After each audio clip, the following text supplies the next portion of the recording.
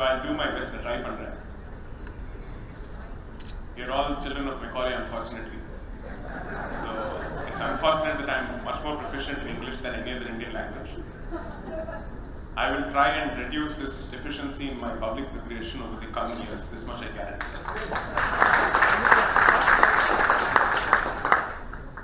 Fortunately, Hyderabad is born in Tamil Nadu.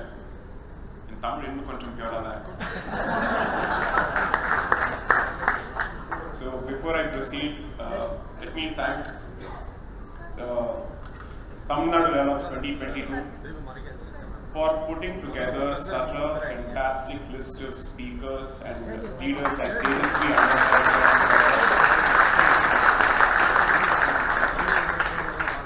after Tejas speaks, it's a very difficult act to follow. And so I'll do my best to build on what has been said. But before that, let's count our blessings. I don't think it would have been possible to expect this kind of a crowd on such a topic for this platform even 5 years ago.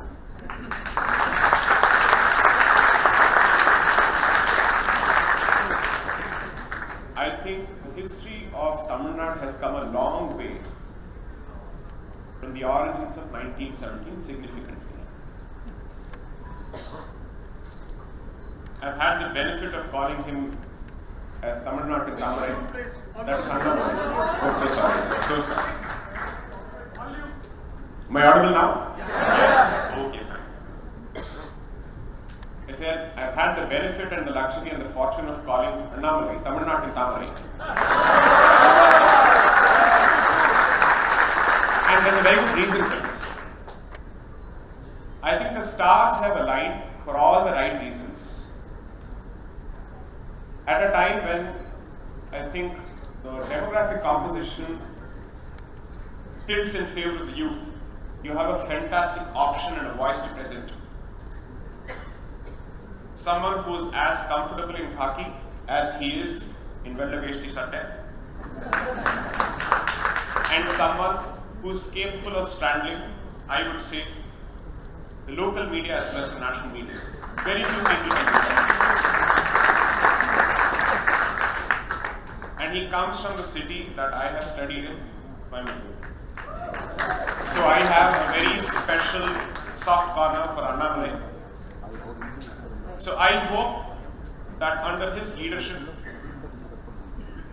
there is of course the expectation that political Hindutva will make its presence felt at the electoral level. But I genuinely hope that there is a greater rise of societal consciousness. I agree with Tejasvi entirely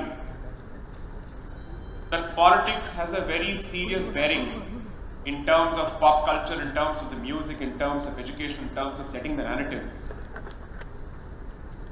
But before an issue reaches the political level, it goes through a churn at the level of the society. So clearly, options like Annamalai, Tejasvi and leaders across the country are the product of a societal yearning which has been brewing for several decades. Asking, will we not find leaders who will finally ventilate the suppressed voice of this civilization? Now you have to realize that while it's easy for us to sit and take pot shots at politics and politicians, it's practically a thankless life. And especially if you happen to be someone with a conscience, it's even more thankless. Because 24/7, you're constantly traveling, and I've been following Tejasvi's journey both over the last few years and especially over the last few months. Absolutely hectic, and I thought my schedule was crazy. With all that, for him to be able to capture the saransh of Dharma and Indian civilization, the Bharatiya civilization, the way he has done, is not a reflection of his preparation, it's a reflection of his commitment and conviction in the strength of the civilization. Because preparation will take you only to a certain distance, but beyond that, do you truly believe in what you preach and practice, or let's say, do you truly believe in the words that are coming out of your mouth? I think the audience is smart enough to understand that. And I think the reaction of the audience clearly bears out the strength of his conviction. I'm usually not in the, I don't have the practice of basically saying he's my friend or she's my friend, but I can confidently say he and I have a very good equation, wherein at the very least it's possible to reach out and express some real concerns. I genuinely hope Tejasvi remains accessible and approachable to people like us as he climbs the ladder, which he will. Now coming to the topic, let me build on what Tejasvi has, I think, laid a fantastic foundation for. Now the sum and substance of what he said is more about the innate civilizational unity of this land, the need to preserve that unity, especially for the next 25 years, because I genuinely believe, and I think we share that particular belief, that the next 25 years will be as interesting as they will be challenging. Because people who were expected to remain silent have suddenly started speaking up, and therefore it is bound to make a lot of people uncomfortable. And it is time that this particular vocalization of our position translates to real outcomes. I'll give you a very clear example of this. I come from a city which wants everything from politicians but rarely takes part in politics when it matters, which is Delhi. It wants the best of everything, and the ones who come forward to take pot shots at infrastructure and everything under the sun didn't even bother to turn up for the elections, for the MCD elections. There was practically no representation from the so-called elite parts of Delhi. If you think politics is dirty, assuming for a moment that is truly the case, that dirt still has an impact on your daily life. So you do not have the option of staying out of it under any circumstances. Is there a single program on Netflix which is any more apolitical? No, it's not. It is heavily political and ideological. Because you thought that OTT platforms were capable of at least giving you content which is free of the political nonsense that is spewed from mainstream pop culture. But that's not possible. Because an ideology which accused a community of hijacking politics has handed over politics to a family, not even to a community. That's the irony of it. I could have still understood that in this power sharing cycle that goes on over centuries, that power moves from one community to another community. That is the nature of history. I can completely live with that. But it has finally come back to one particular family, and it's not even as if the community for which it was voted for has benefited from it. Because I'm a realist, so therefore I'm happy to live with the reality that with each power cycle, one particular community benefits and then it moves on. Possible, because it's a question of power, it's a question of real estate, it's a question of numbers, it's a question of muscle on the street. All these factors can be taken into account. I have really no problems with that. Now, why is it that these topics become relevant? The one thing that Tejasvi said is very pertinent. I'm just trying to build on that, which is, how did we allow these fake narratives to find water and to find nourishment in this land? It goes back to a central thesis that I've been trying to put out for the last 3-4 years. You can only blame the outsider to a significant extent, but beyond that, you have kept your doors open for the outsider, and therefore it is a blame that we must equally share for the fissures that have been created amongst us. So while I will certainly focus and request the members of the audience to focus on the larger message of unity that is presented, the way to that unity is to understand the root cause behind the existence of divides among us. Now it takes us to a slightly uncomfortable realm, but then I am no stranger to speaking uncomfortable truths. So I might as well do my best to make this session as uncomfortable as possible.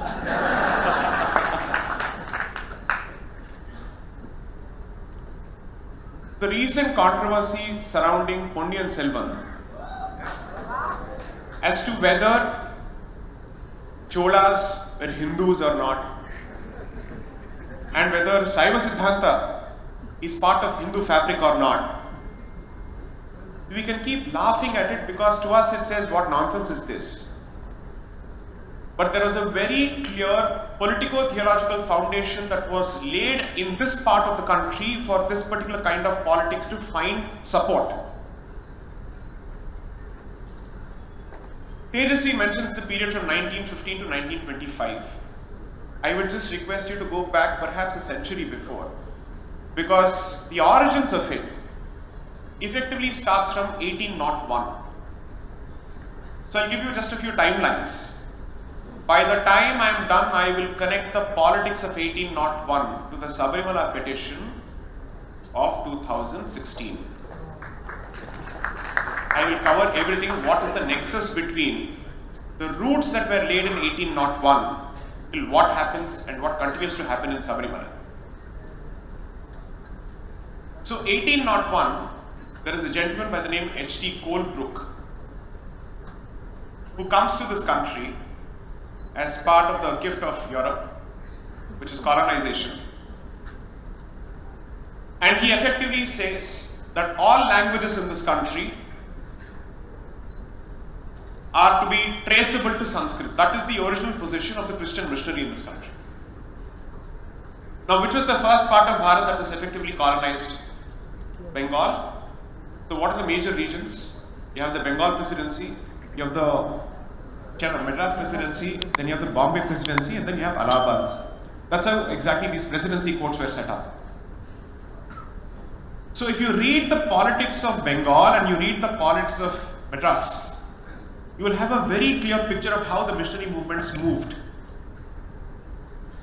How is it that every reform movement with respect to Hinduism starts exactly in those places where the British power center is established? And along with that, the missionary comes with it. So by 1801, their position broadly based on the Oriental school of thought about Bharatiya philosophy that is set up by missionaries in Bengal is that Sanskrit is the mother of all languages. This is the original position. Subsequently, from around 1830s onwards, Robert Caldwell is a much later phenomenon. He features in the history of this land only around 1856 onwards when he wrote his seminal work, The Comparative Grammar of Dravidian Languages. And by 1881, his work was almost done, because by then he had become the bishop of a particular region in this country or in this particular land. And you will perhaps have a very clear picture as to why does the demographic composition reflect a certain way. He became the bishop of Tirunelveli. So don't be surprised at the demographic composition of that particular part of the country, because the investment is not 100 years old, the investment is close to 200 years old in that particular region. So you're not fighting DMK, you're not fighting DK, you're not fighting Justice Party, you're fighting the investment which was much prior to the Justice Party, which was older to the Justice Party by at least a century. At the very least. So prior to him, there were two administrators, Francis Ellis White and another gentleman, Campbell, Alexander Campbell, who come to this part of the country because you see, India was first of all a punishment posting for people in the civil services in England. Because this is a hot country, dirty country, heathens, pagans, idol worshippers, black people. And the punishment posting, Madras on the Adhigmala punishment posting. Because that was seen as Yerd not sunny. Sade Sati, literally. Tropic of Cancer blast furnace la chuttaan. Inga poi avanda vandu vegarudhu solli. And therefore, since Bengal presidency happens to be the first brush of the British colonizer with the Indian civilization, and since he is not used to the cultural diversity of this land, when he comes to Madras, he thinks that this is so radically different from Bengal. And therefore he starts assuming, look at the difference in physical features, look at the difference in script, look at the difference in language. 100% these are people from a different race. That's how their understanding starts. Because Bengal is not what you see as Bengal today. Bengal presidency includes the better part of North India until its partition in 1905. So they see a certain culture there, and Madras presidency goes right from the bottom until Odisha. And they say all these features and the difference in features must be attributed to something very, very fundamental. And that is a difference in race. Now you have to realize that simultaneously, as Tejasvi pointed out, missionaries are trying to find out what is the best way to convert. Because that's their single point agenda. Now, can we learn Sanskrit and somehow establish a similarity between Sanskrit and our languages so that we can go after the top order of the society, namely the Brahmins, and then convert the rest of the society? Once Brahmins have been converted, they failed to convert. And the worst part is, they thought we can give them a certain incentive by making them a part of the administrative infrastructure, teaching them English and whatnot. Poor people, they didn't realize that these Iers were better at English than them. There are records which have been captured in a fantastic book that was published in 1969 by an American journalist by the name Eugene Urshik. EU, for people who wish to read, E-U-G-E-N-E. Urshik is I-R-S-C-H-I-K. His birthplace was Kodaikanal. And this fellow captures all the correspondence and the frustration of the British man saying, we thought we will teach them, they come to the establishment and they're teaching us. But since they are so quick at learning, you know what, we'll have to tolerate them. And then gradually we have to start telling them, your brains are attributable to the fact that you are somehow related to us, so the foundations are gradually laid in the form of a connection between the so-called upper classes of this country and the British man in the form of the Aryan invasion theory that is slowly pushed. Now you have to realize there are 2 or 3 parallel streams that are going on. There is the political stream, there is the religious stream. How they merge together, and then how Congress contributes to this problem in 1937. I'll come to it much later. I won't take too much time. Necessity So, by I think mid 1850s or 1840s, there are 2 competing schools of missionaries and they are divided. One school of missionary effectively says, sorry, there is a commonality in the entirety of Bharat's culture. The other effectively says, no, Telugu and Tamil don't have Sanskrit as their parents. And that's how they start putting it out. In the politics between 2 groups of missionaries, the second group ultimately wins. So it's not as if their ideas are the same. End goal is the same, but they differ on the means. The second group says, no, there's a very clear distinction. And they start putting out, first is the linguistic separation, and then one group starts speaking of the racial separation. The genius of Robert Caldwell was to put together the racial separation and the linguistic separation together to basically say, all of this is attributable to the fact that there is actually a religious divide. So he brings together the deadly mix of religion, race and language. And you know how they do that? They go back to the one book that they were trying to give to us for these justifications, the Bible. So there's a biblical, let's say, figure called Noah, who apparently saved the world from the flood, so on and so forth. So Noah has 4 children, Japheth, Shem, Aram, and Ham.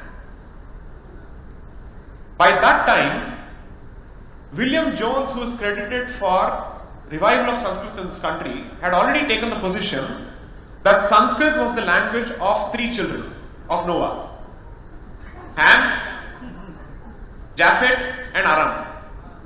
4 குழந்தைகள் மிச்சம் யாரு? ஒருத்தன் தான். Right? Shem. So, the new theory that starts is Tamil and Dravidian languages are the language of Shem. And that Tamil apparently is closer to Old Arabic and Hebrew than to Sanskrit. Imagine this was pushed and this was taken very seriously. By 1856, Caldwell makes this a central document.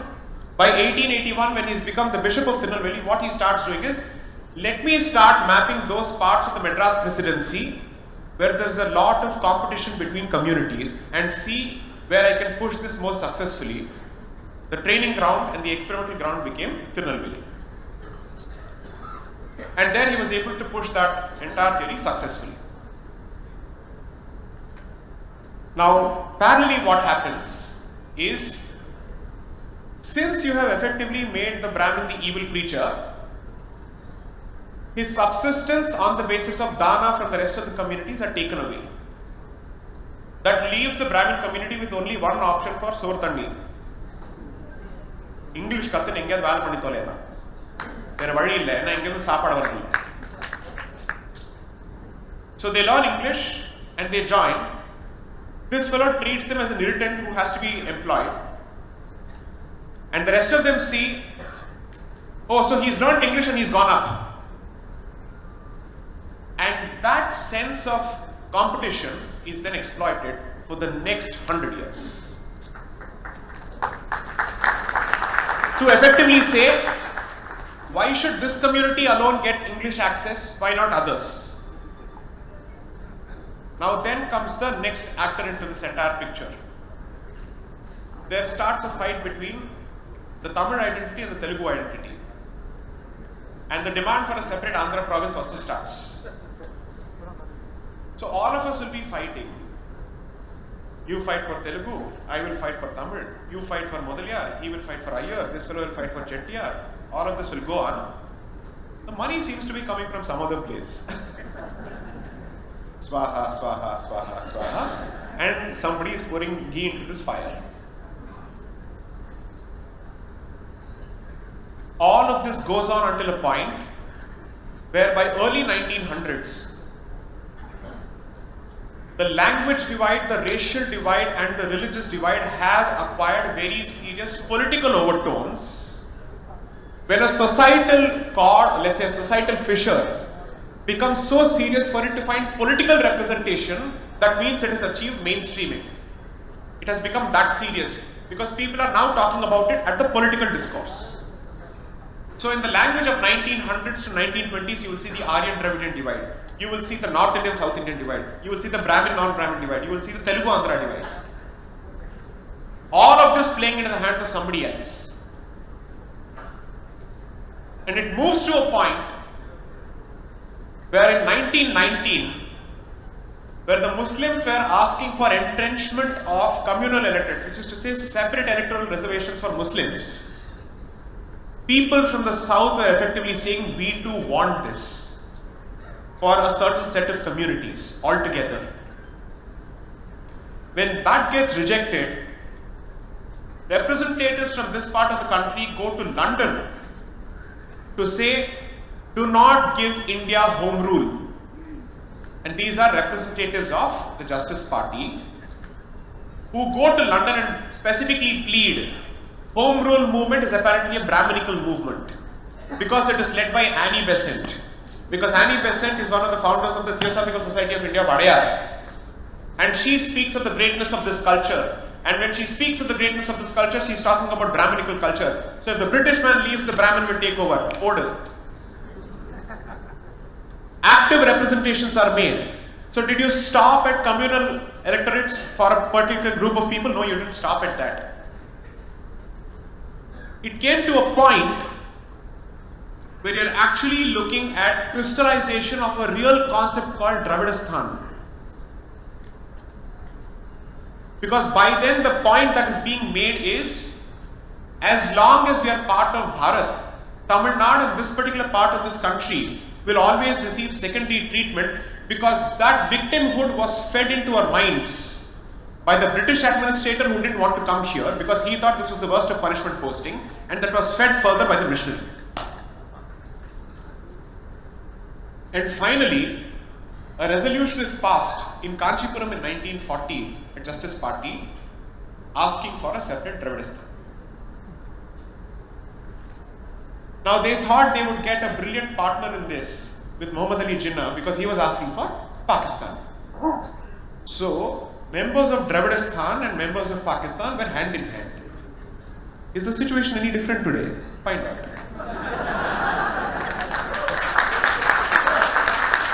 Now, Jinnah is not interested in these people. He is like, my people, I don't care for you. As long as I can divide and get my people and I can use you to get a separate country for my people, you're useful. When Congress said we are not sitting on the table for any kind of negotiations if Dravidistan is on the table, Jinnah said, I am not supporting Dravidistan anymore.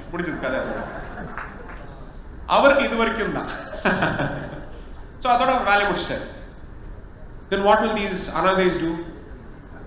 They have no other option but to continue crying. No, Dravidistan, we have to do something about it.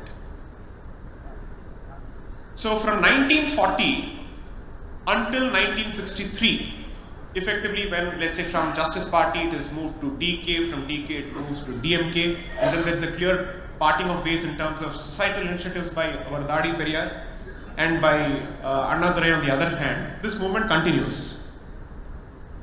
Now all this while, they drop 2 or 3 goals of the so-called Dravidian movement.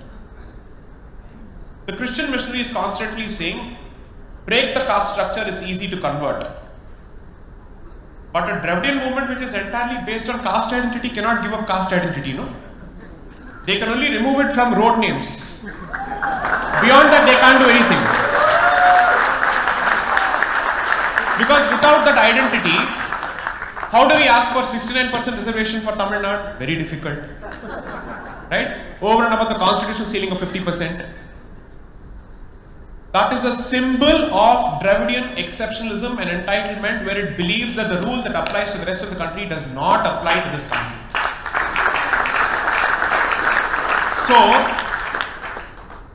they effectively start in terms of language imposition, so on and so forth. But the one mistake, and this mistake has to be attributed to the Congress party around that period, around 1937, is when there is already an Aryan-Dravidian divide, there is already a language divide. They introduce Hindi in schools as a way of education. There can't be a stupider move in the history of this country where you introduce Hindi at a time when that language itself is the subject of a serious problem, when there is already a huge divide. Offering it as an option is one thing, but to treat that as a medium of education at a time when there is already a fire raging here which is being fueled by outsiders, what kind of Chanakya Niti this was, I have no idea. And this was done by a particular politician who was apparently seen as the Chanakya of his time and who was the Sambandhi of Gandhi. Okay, I respect him a lot, but this was the case. Okay? Governor General, Chief Minister and all that later. Because when you are looking at history, we have to be slightly more ruthless and objective in our analysis. Our personal likings can go for a hike for a moment because you're talking about the country at the end of the day, you're talking about the civilization. So this is what happened. Now, the next time and the next wave is that they realize that if we actively push for conversions, let's say the entire trick book will be open in front of the public. So let's secularize it. And we will secularize it in the name of anti-Brahmanism followed by secular rationality, so on and so forth will be actively pushed. because I have to protect my caste arithmetic in order for me to come to power. So this goes on. Then in 1969, a young Christian convert lays the foundation for the myth that continues on WhatsApp till date. He writes an article about how Tirukural was a Christian and how Tiruvalur was a Christian and how he was converted. 1969, this was written by a guy called Devanayagam. So he starts the textual evidence. Parallelly, the Bishop of Mylapore starts looking for archaeological evidence. So he pays someone to manufacture and create archaeological evidence. That apparently St. Thomas visited Bharat in 57 CE, and that myth is given a certain degree of support. By 1975, as part of these efforts, one bishop pulls out a stone from a place called Neelakkal, which is supposed to be the playground of Swami Ayyappa in Sabarimala, and he says, this is the cross that was planted by St. Thomas at Sabarimala. This is 1975. Sabarimala Ayyappa devotees said, nothing doing, we'll come up in black shirts. I'm the Karuppu setting in the Karuppu sette vela pannum.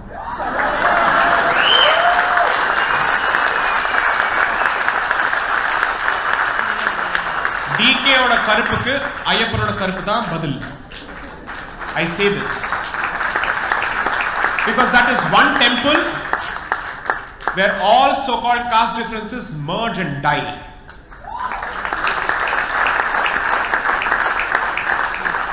You don't know how to respect a woman, here's a brahmachari. You don't know how to talk about women, here's a brahmachari. Who knows what is celibacy, who has control over his tongue when he speaks about women or when he is in their presence. That's the difference. So 1975 this happens.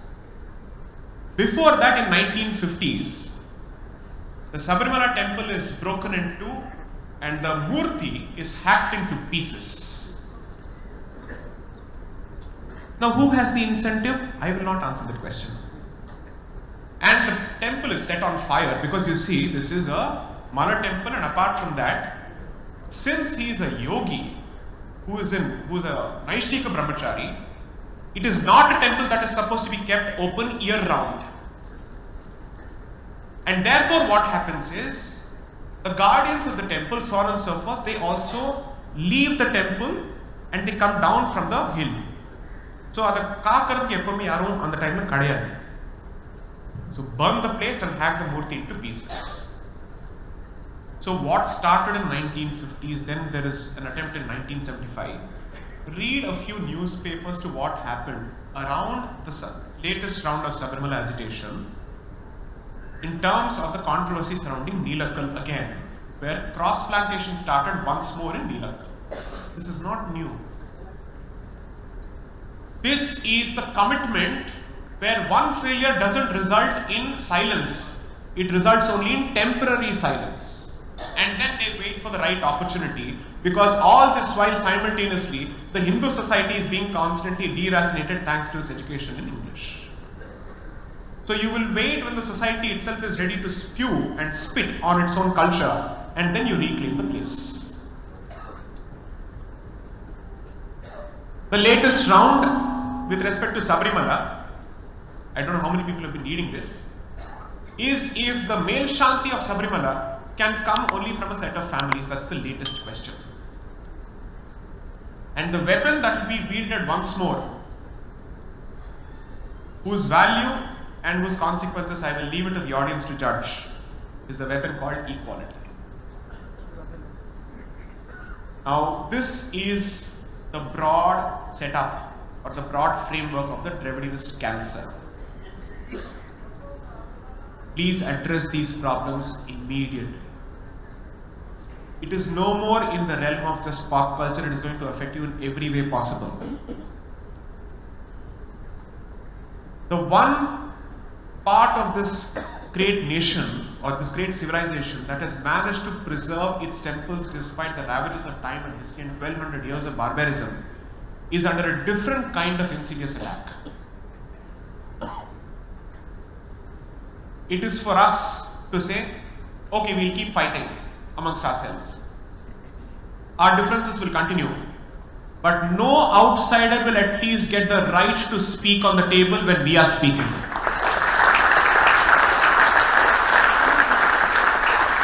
The ideal goal would be to somehow find a way to submerge these differences, but that's a long-term process. But at the very least, in the interest of survival, do not let an outsider partake in these discussions.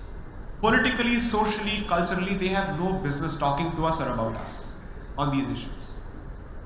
That is the one thing that I hope we go back with in the form of a sankalpam. That's all I have to say. Namaste. Vande Mataram.